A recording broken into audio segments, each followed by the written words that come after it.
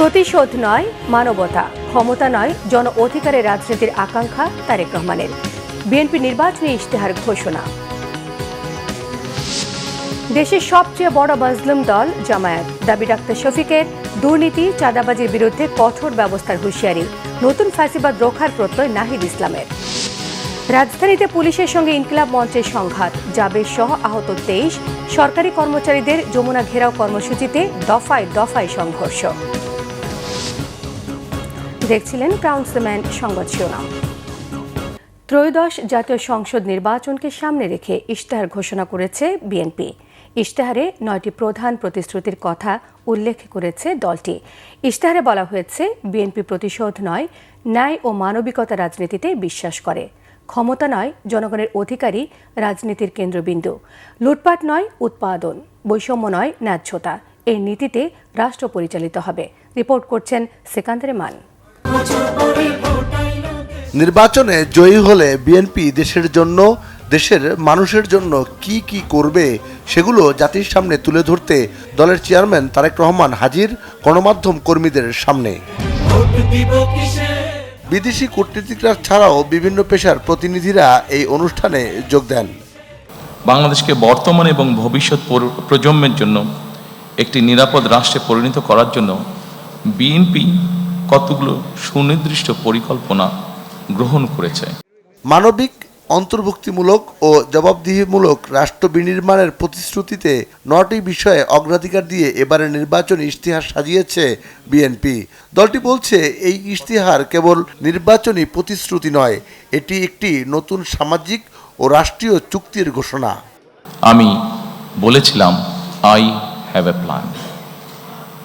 এই পরিকল্পনায় দেশের 4 কোটিরও বেশি তরুণ, দেশের অর্ধেক জনসংখ্যা যারা নারী, কোটি কোটি কৃষক শ্রমিকের জন্য দেশ এবং বিদেশে কর্মসংস্থান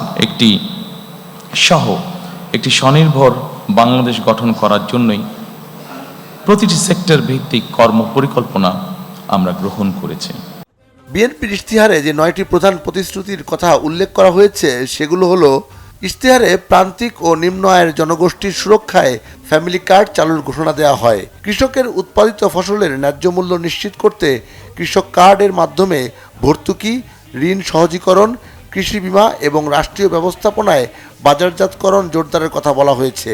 একই সুবিধা পাবেন মৎস্য চাষী, পশুপালনকারী খামারি ও কৃষি খাতের ক্ষুদ্র উদ্যোক্তারা। স্বাস্থ্য খাতে দুর্নীতিমুক্ত মানবিক ব্যবস্থা করতে দেশব্যাপী 1 লাখ স্বাস্থ্যকর্মী নিয়োগ ও জেলা মহানগর পর্যায়ে মানসম্মত চিকিৎসা সেবা এবং মা ও শিশুর পূর্ণাঙ্গ স্বাস্থ্যসেবা সম্প্রসারণের প্রতিশ্রুতি দেয়া হয়।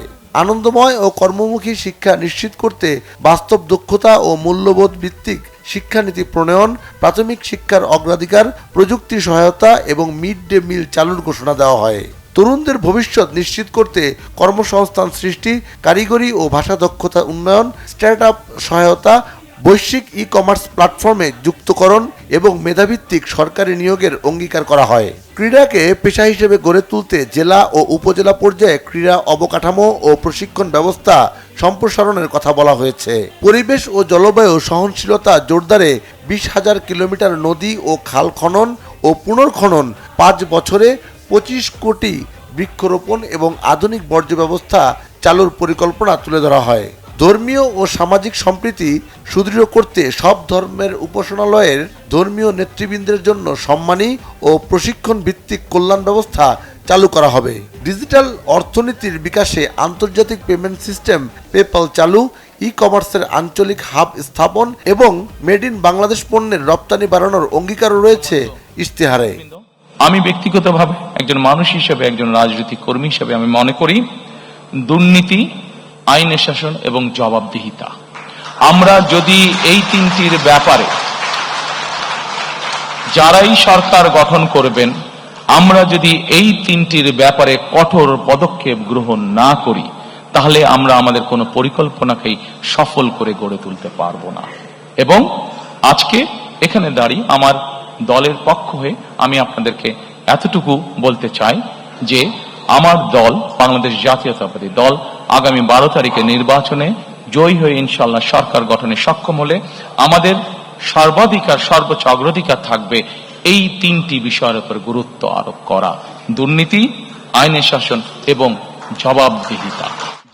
তারেক রহমান জানান, জনগণের রায়ে দায়িত্ব পেলে বিএনপি এমন একটি বাংলাদেশ গড়ে তুলবে যেখানে ভোটের মর্যাদা থাকবে, সন্ত্রাস, দুর্নীতি ও বৈষম্যের অবসান হবে, আইনের ঊর্ধ্বে কেউ থাকবে না এবং প্রতিটি নাগরিক গর্ব করে বলতে পারবে সবার আগে বাংলাদেশ। সিকান্দার রেমান, বাংলা ভিশন, ঢাকা। মুক্তিযুদ্ধ 90 এবং জুলাইয়ের গণ অভ্যুত্থানের সমন্বয়ে বিএনপি ঘোষিত নির্বাচনী ইশতেহারকে যুগোপযোগী বলে মন্তব্য করেছেন বিশিষ্টজনেরা। তাদের মতো আইনের শাসন, ন্যায় বিচার এবং দুর্নীতি প্রতিরোধে বিএনপির প্রতিশ্রুতি বাস্তবায়িত হলে অনন্য উচ্চতায় পৌঁছে যাবে দেশ। নারী উন্নয়ন, কৃষি, শিক্ষা ব্যবস্থায় যে বৈপ্লবিক পরিবর্তনের কথা বলা হয়েছে তা বাস্তবায়ন চ্যালেঞ্জ হলেও অসম্ভব নয় বলে মনে করছেন তারা। বিএনপি ঘোষিত 31 দফা বাস্তবায়নের পাশাপাশি জুলাই সনদ বাস্তবায়নে দেশে প্রকৃত গণতন্ত্র ফিরবে বলেও প্রত্যাশা তাদের। রিপোর্ট করছেন মুহিবুল্লাহ মুহিব। শুক্রবার ত্রয়োদশ জাতীয় সংসদ নির্বাচন 2026 উপলক্ষে নির্বাচনী ইশতেহার ঘোষণা করে বিএনপি। কোনো মূল্যে সুশাসন নিশ্চিত করা। দলটির চেয়ারম্যান তারেক রহমানের এই ইশতেহার ঘোষণা অনুষ্ঠানে অংশ নেন ব্যবসায়ী, সাংবাদিক, শিক্ষক ও অন্যান্য দলের রাজনৈতিক নেতারা। এক প্রতিক্রিয়ায় তারা বলেন, বিএনপি ঘোষিত ইশতেহার অতীতের যে কোনো সময়ের তুলনায় সমৃদ্ধ এবং বাস্তবায়নযোগ্য। বিএনপি এর আগে যেসব ঘোষণা করেছে সেগুলো পড়েছি। আমি মনে করি যদি সঠিক নেতৃত্ব থাকে, বিশেষত ম্যাডাম খালেদা জিয়ার মতো দূরদর্শী নেতৃত্ব থাকে, তাহলে এই দেশে প্রকৃত গণতন্ত্র প্রতিষ্ঠিত হবে। দেখতে পেয়েছি 2 ঘন্টা ধরে যেই বিস্তারিত কার্যক্রম, স্বপ্ন, পরিকল্পনার কথা তারেক রহমান সাহেব বলেছেন, সেটার মধ্যে অনেক নতুনত্ব আছে, অভিনবত্ব আছে এবং বাস্তবোচিত অনেক কর্মপরিকল্পনার কথা উনি বলেছেন। আমরা সেটা এখন দেখার অপেক্ষায় রইলাম। আমি মনে করি এটা অপ্রত্যাশিত না, জনস্বার্থে, জন আকাঙ্ক্ষার সাথে এটা সম্পৃক্ত। আমরা আশা করব বিএনপি জনগণের ভোটে সরকার গঠন করলে তার অঙ্গীকার পুরোপুরিভাবে পূরণ করবে এবং জনগণও আশায় থাকবে। মুক্তিযুদ্ধের চেতনাকে ধারণ করে জুলাই অভ্যুত্থানের গুরুত্ব স্থান পেয়েছে এই ইশতেহারে। বিশিষ্টজনরা বলছেন, নৈতিক ও প্রযুক্তির সমন্বয়ে আধুনিক বাংলাদেশ বিনির্মাণের রূপরেখা ফুটে উঠেছে বিএনপির ইশতেহারে। ইশতেহারটা খুব ভালো হয়েছে, আমার কাছে ইশতেহারটা খুব ভালো লেগেছে এবং বেশ কিছু দিক নির্দেশনা এখানে আছে। চ্যালেঞ্জ তো অবশ্যই, বাস্তবায়নটাই হবে আসলে মূল চ্যালেঞ্জের বিষয়। তো বাস্তবায়ন যদি করা যায়, অন্তত পর্যায়ক্রমে যদি বাস্তবায়ন করা যায়, তাহলে অর্থনীতি ঘুরে দাঁড়াবে। দুর্নীতি, সুশাসন এবং জবাবদিহিতার যে প্রশ্ন, বিএনপি যদি এর উপরে দাঁড়াতে পারে, বাংলাদেশের রাজনীতির সামগ্রিক রাষ্ট্র প্রশাসন, সরকার পরিচালনার প্রধান যে রোগ, সেই রোগ থেকে খানিকটা হয়তো আমরা বেরিয়ে আসতে পারবো। আমরা বেনজির মতিউরকে দেখেছি অত্যন্ত মেধাবী কিন্তু করাপ্ট, এবং এই দেশ ধ্বংস করেছে। অর্ধশত বছরে আমরা লক্ষ্যে পৌঁছাতে পারিনি। ফলে আমরা যদি মেধার সাথে নৈতিকতার সমন্বয় করতে পারি, আমরা যদি ধর্মীয় নীতিবোধ যেগুলো আছে এবং ধর্ম নিরপেক্ষ নৈতিকতার যে জায়গাগুলো আছে, সেই জায়গাগুলোকে আফোর্ড করি, তাহলে আমাদের অর্জনটা টেকসই হবে। আজকের ইশতেহারে এটা আমার খুবই ভালো লেগেছে। জুলাই সনদ বাস্তবায়নের পাশাপাশি বিএনপির 31 দফা বাস্তবায়ন হলে দেশে আর কোনো সরকার স্বৈরাচার হয়ে উঠবে না বলেও মনে করেন বিশেষজ্ঞরা। মুহিবুল্লাহ মুহিব, বাংলা ভিশন, ঢাকা।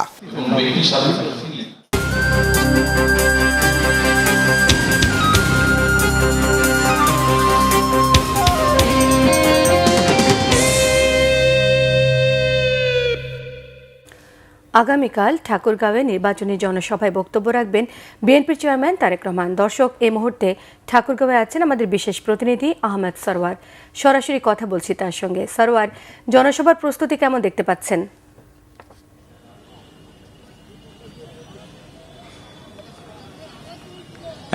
আমরা কিছুক্ষণ আগেই আসলে ঢাকা থেকে রওনা দিয়ে এই ঠাকুরগাঁও এসে পৌঁছেছি। ঠাকুরগাঁও জেলা হাই স্কুল মাঠে কালকে জনসভা হবে, সেটা হচ্ছে 11:30টায় আমাদেরকে টাইম দেওয়া আছে। অর্থাৎ কালকে সকালবেলায় 10টায় ঢাকা থেকে বাংলাদেশ বিমানের একটি ফ্লাইটে, অভ্যন্তরীণ ফ্লাইটে তারেক রহমান সৈয়দপুর বিমানবন্দরে নামবেন। সেখান থেকে তিনি হেলিকপ্টার যোগে এই ঠাকুরগাঁও হাই স্কুল মাঠে আসবেন।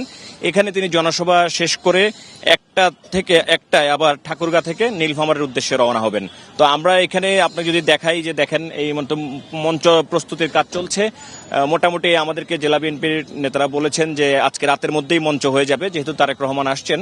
তো তারা পুরোদমেই কাজ করছেন, চালিয়ে যাচ্ছেন। হয়তো কিছু মধ্যরাতের মধ্যেই এই মঞ্চ পুরোপুরি প্রস্তুত হয়ে যাবে। তখন কালকে সকাল থেকেই আসলে পুরোপুরি মঞ্চে কাজ শুরু হবে। আপনি জানেন যে এই নির্বাচনী ঢাকার বাইরে এই ঠাকুরগাঁ, দিনাজপুর এবং নীলফামারী এই তিনটা জনসভার মধ্য দিয়েই তারেক রহমান তার সর্বশেষ নির্বাচনী জনসভা শেষ করবেন। এরপর ঢাকায় নির্বাচনী জনসভা একটা করেই আর তো নির্বাচনে আসেই আর 2-3 দিন। তো এটাই ঢাকার বাইরে এটাই হচ্ছে সর্বশেষ, এখন পর্যন্ত সর্বশেষ জনসভা। সরওয়ার, আপনাকে অসংখ্য ধন্যবাদ। জামায়াতে ইসলাম নির্বাচন কেন্দ্রিক আশঙ্কা সৃষ্টি করার চেষ্টা করছে বলে মন্তব্য করেছেন ঢাকা 8 আসনের প্রার্থী বিএনপি স্থায়ী কমিটির সদস্য মির্জা আব্বাস। শুক্রবার রাজধানীর পশ্চিম শান্তিবাগ জামে মসজিদে জুমার নামাজ আদায় শেষে সাংবাদিকদের প্রশ্নের জবাবে তিনি সব কথা জানান। পরে ওই এলাকার অলিতে গলিতে গণসংযোগ করেন এবং ধানের শীষের পক্ষে ভোট চান তিনি। আইন শৃঙ্খলা বাহিনী নির্বাচন কেন্দ্রিক যে কোনো অস্থিতিশীল পরিস্থিতি মোকাবেলা করবে বলে প্রত্যাশা ব্যক্ত করেন মির্জা আব্বাস। তিনি জানান, যে কোনো উস্কানি বা তির্যক মন্তব্যের ফাঁদে পা দেবে না তার সমর্থকরা। সহিংসতা রাজনীতি থেকে বেরিয়ে আসে পরিবর্তনের রাজনীতি হবে বলেও মন্তব্য করেছেন বিএনপির এই নেতা।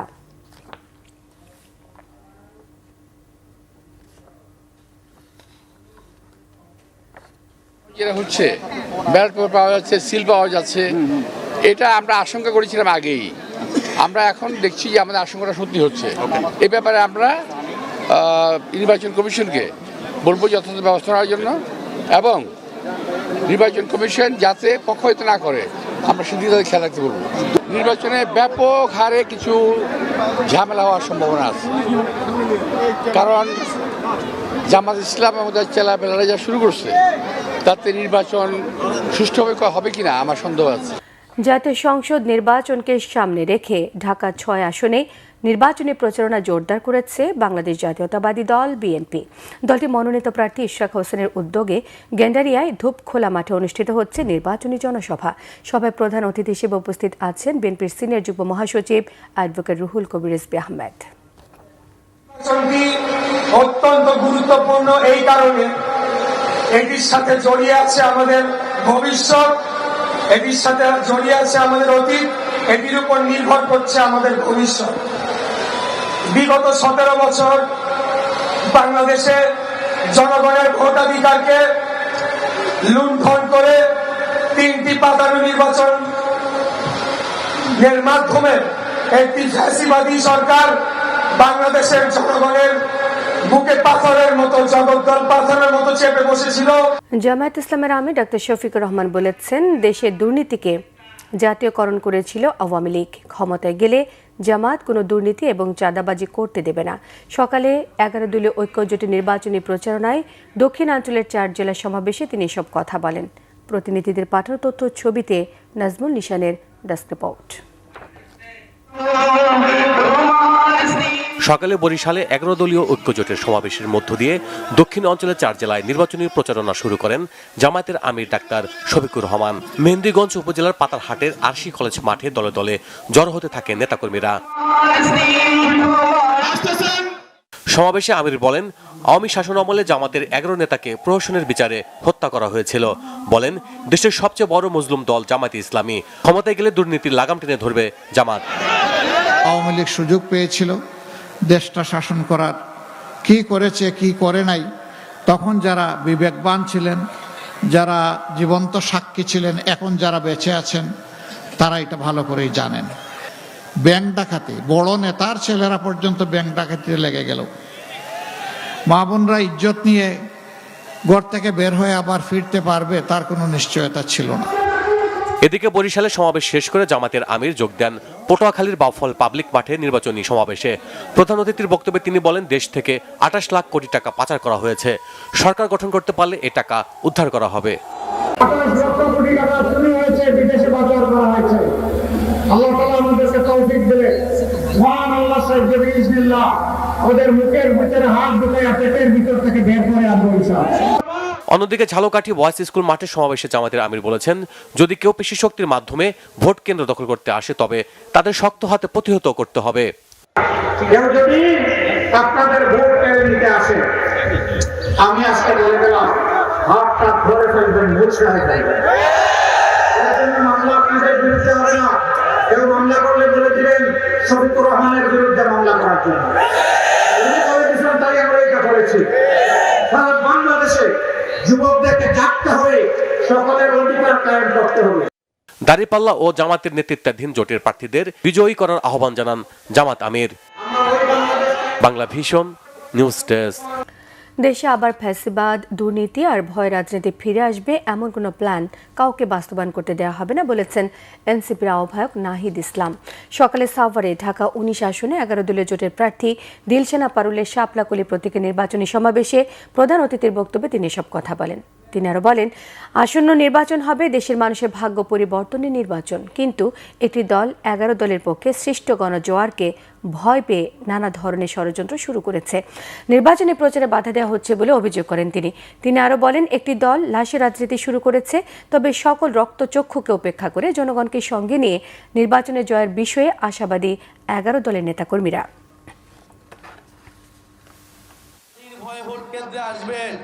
কথা দিচ্ছি, যদি আমরা দেখছি বিভিন্ন জায়গায় 11 দলীয় জোটের নেতা কর্মীদের উপরে হামলা করা হচ্ছে। শেরপুরে আমাদের এক ভাইকে হত্যা করা হয়েছে। যারা হত্যা করে লাশের উপর দিয়ে ক্ষমতায় যেতে চায় পুরনো কায়দায়, ফ্যাসিস্টদের কায়দায়, তাদেরকে রুখে দেওয়ার দিন হচ্ছে আগামী 12ই ফেব্রুয়ারি। সেই দলের নেতা যখন দেশে এসে নামলেন, তিনি বললেন তার একটা প্ল্যান রয়েছে। আমরা সাধুবাদ জানিয়েছি, কিন্তু এখন দেখছি তিনি কোথায় চিনিকল আছে, কোথায় নাই, কোথায় ইপিজেড আছে, কোথায় নাই, কোনটা বাণিজ্যিক রাজধানী, কোনটা কি হবে, কোথায় সোয়াবিন চাষ হয়, কোথায় ভুট্টা চাষ বেশি হয়, উনি কিছুই জানেন না। ইনকিলাব মঞ্চের নেতাকর্মীদের সঙ্গে শাহবাগে পুলিশের দফায় দফায় সংঘর্ষ হয়েছে। ছত্রভঙ্গ করতে লাঠিচার্জ, টিয়ার শেল এবং সাউন্ড গ্রেনেড নিক্ষেপ করেছে পুলিশ। সংগঠনটির সদস্য সচিব আবদুল্লাহ আল জাবের সহ কমপক্ষে 23 জন নেতাকর্মী আহত হয়েছে। ঢাকা মেডিকেলে তাদের চিকিৎসা চলছে। এদিকে পুলিশের সঙ্গে সংঘর্ষের পর দাবি আদায়ে শাহবাগ মোড় অবরোধ করে বিক্ষোভ করছে সংগঠনটির নেতাকর্মীরা। রিপোর্ট করছেন সৈয়দ আব্দুল মহিত।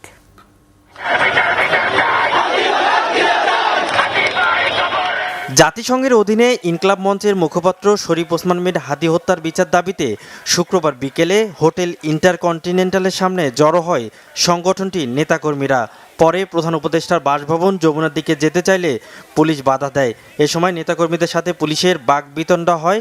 এক পর্যায়ে ব্যারিকেড ভেঙে যমুনার দিকে যেতে চাইলে পুলিশের সাথে সংঘর্ষ শুরু হয়।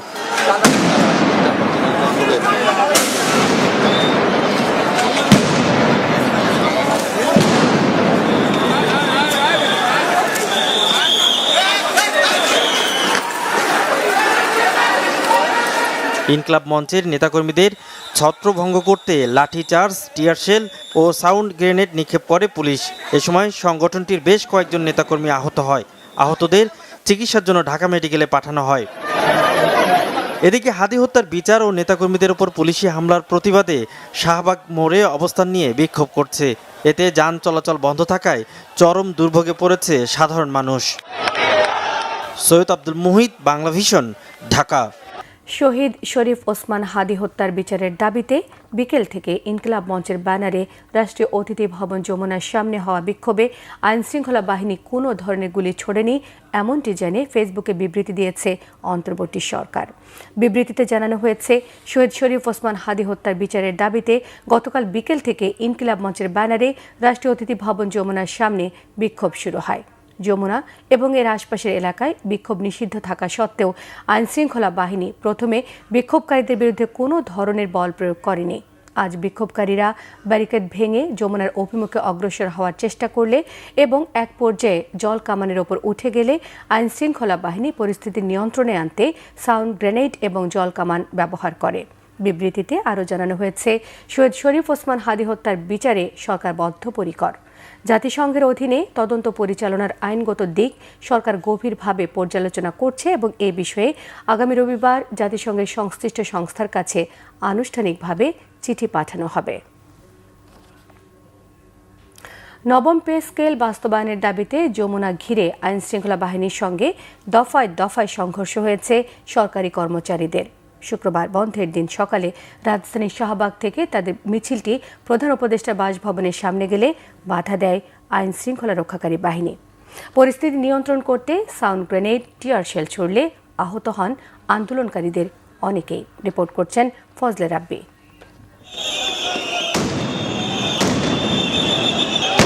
মুহুর্মুহুর সাউন্ড গ্রেনেড আর টিয়ার শেলে রীতিমতো রণক্ষেত্র প্রধান উপদেষ্টার বাসভবন, যমুনা ও এর আশপাশ এলাকা।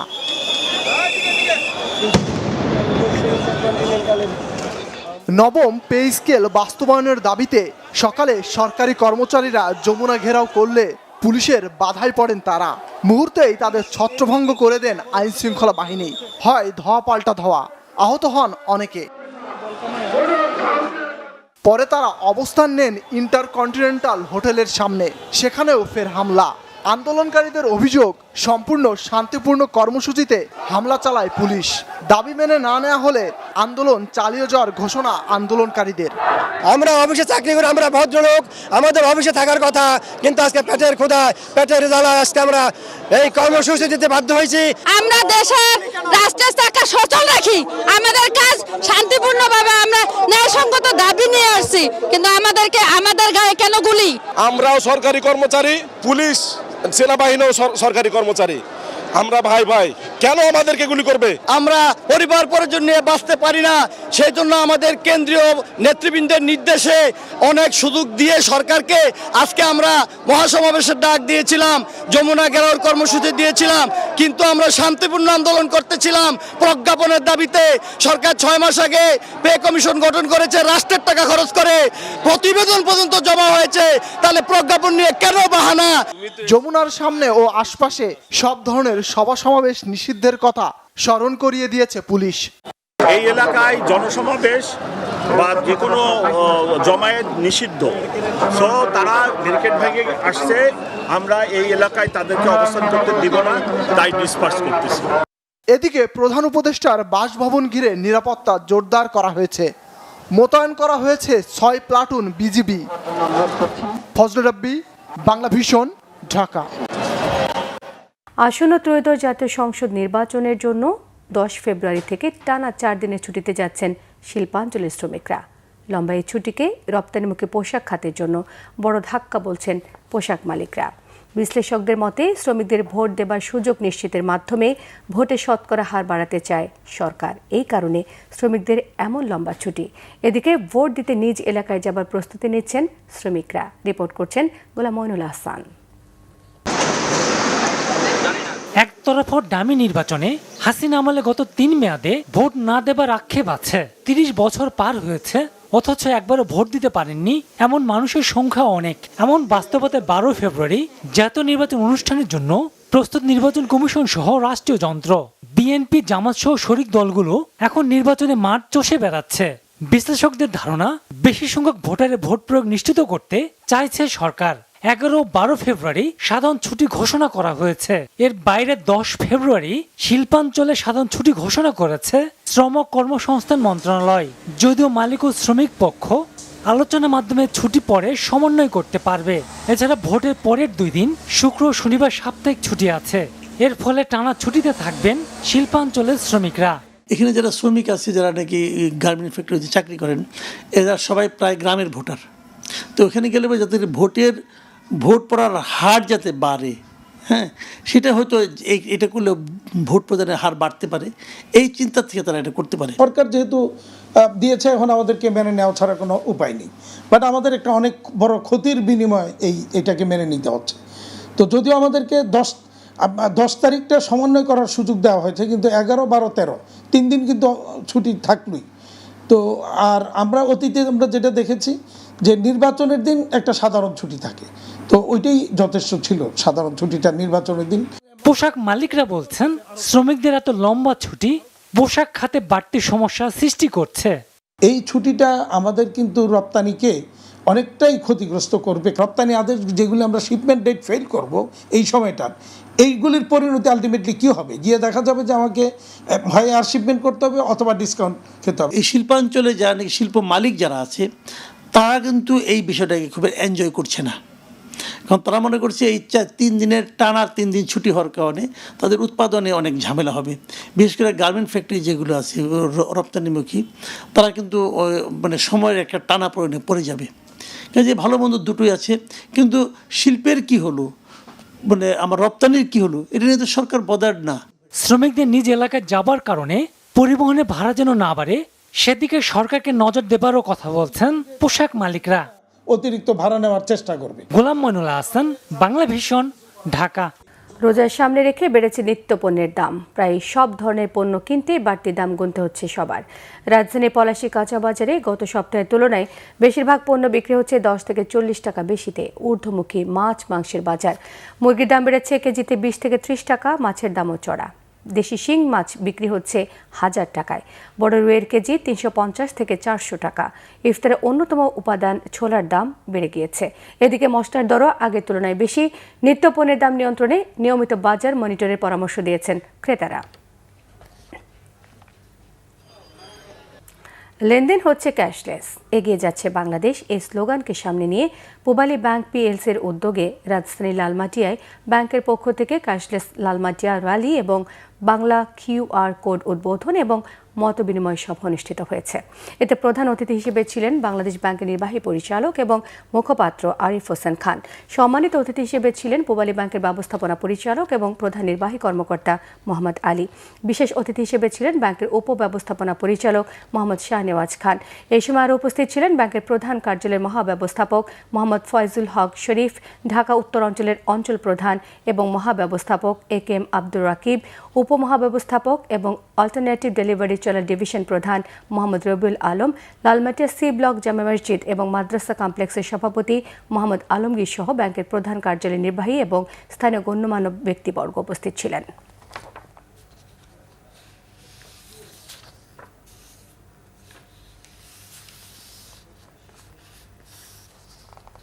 সংবাদ শেষ করব ক্রাউন সিমেন্ট শিরোনামগুলো আরও একবার জানিয়ে দিয়ে। প্রতিশোধ নয় মানবতা, ক্ষমতা নয় জন অধিকারের রাজনীতির আকাঙ্ক্ষা তারেক রহমানের। বিএনপি নির্বাচনী ইশতেহার ঘোষণা। দেশের সবচেয়ে বড় মুসলিম দল জামায়াত, দাবি ডাক্তার শফিকের। দুর্নীতি চাঁদাবাজির বিরুদ্ধে কঠোর ব্যবস্থার হুঁশিয়ারি, নতুন ফ্যাসিবাদ রোখার প্রত্যয় নাহিদ ইসলামের। রাজধানীতে পুলিশের সঙ্গে ইনকিলাব মঞ্চের সংঘাত, জাবের সহ আহত 23। সরকারি কর্মচারীদের যমুনা ঘেরাও কর্মসূচিতে দফায় দফায় সংঘর্ষ। এ ছিল এখনকার মতো। পরের সংবাদ রাত 10:30টায়, 9টায় রয়েছে নিউজ 20। দেখার আমন্ত্রণ রইল। এতক্ষণ সঙ্গে থাকায় সবাইকে ধন্যবাদ।